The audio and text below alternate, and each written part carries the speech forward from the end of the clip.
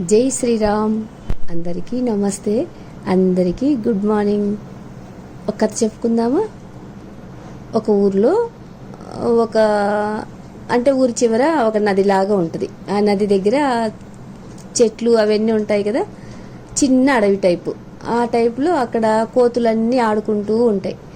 ఆడుకునేటప్పుడు ఒక కోతి ఏం చేస్తుంది అంటే ఆ చెట్టు నుంచి కొమ్మకి ఎగరడంలో ఆ నదిలో పడిపోతుంది.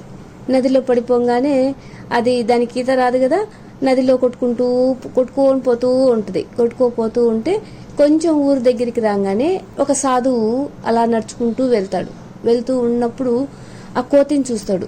చూసి నదిలో కొట్టుకుపోతుంది, అయ్యో పాపం కోతిని కాపాడదాం, తన ప్రాణాలు కాపాడదాం అని చెప్పేసి తన చేతిలో ఒక కర్ర ఉంటుంది.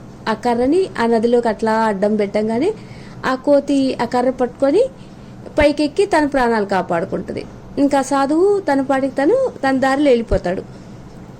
కోతి ఏమనుకుంటుంది, నేను నదిలో కొట్టుకొని పోతూ ఉంటే ఈ సాధువు నా ప్రాణాలు కాపాడాడు కదా, నేను కూడా ఇక్కడే కూర్చొని నదిలో ఎవరైనా కొట్టుకుపోతూ ఉంటే వాళ్ళని ప్రాణాలు కాపాడదాము, నేను కూడా పుణ్యం సంపాదించుకుంటానని చెప్పేసి ఆ కోతి ఆ నది ఒడ్డున కూర్చొని ఉండి చూస్తూ ఉంటుంది నదిలోకి ఏం కొట్టుకొని పోతుంటాయా అని.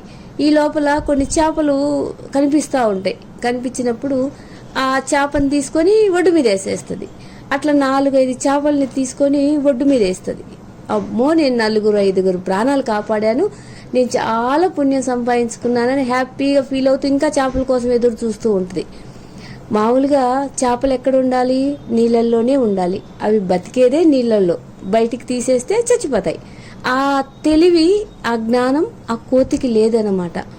బయటికి వేసిన చేపలు కొద్దిసేపు గిలగిలా తన్నుకొని చచ్చిపోతాయి. చచ్చిపోగానే కోతికి అర్థం కాదు, నేను వీటి ప్రాణాలు కాపాడాను అని మాత్రమే అనుకుంటుంది అనమాట. అట్లానే మానవుడు ఇప్పుడు ఆ కోతి చేసింది పుణ్యమా పాపమా? నదిలో కొట్టుకుపోతున్న వాళ్ళని కాపాడాలి అని చెప్పేసి కాపాడింది. కానీ దీని జీవనము నీళ్ళల్లోనే అని తెలియదు కోతికి, జ్ఞానం లేదు అక్కడ. ఇది ఏదైనా సహాయం చేసేటప్పుడు కానీ మనం చేసే పనిని కొంచెం ఆలోచించి చేయాలి.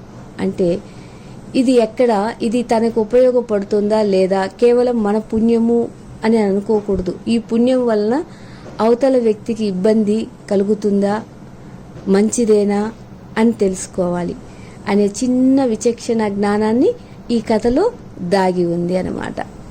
ఆ కోతిలాగా అజ్ఞానంతో మనం ప్రవర్తించకుండా సాధువులాగా జ్ఞానంతో కాపాడి, అంటే మళ్ళీ కోతి దగ్గర కూడా ఉండకూడదు, కాపాడి వదిలేసి అక్కడ వెళ్ళిపోయాడనమాట. మనం కూడా కోతిలాగా కాకుండా ఎంచక్కగా ఎవరికి ఏది ఉపయోగపడుతుంది అని తెలుసుకొని చిన్న సహాయం చేస్తూ ఉండాలి. ఉదాహరణకి వ్యసనపరుడు ఉంటాడు, ఒక వ్యక్తి వచ్చి ఆకలి అనగానే తనకి ఒక అన్నం పెడితే మనం ఆకలి తీర్చిన వాళ్ళం అవుతాం.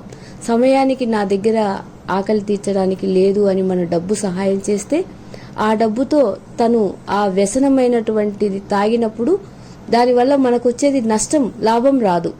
ఓకేనా? Thank you.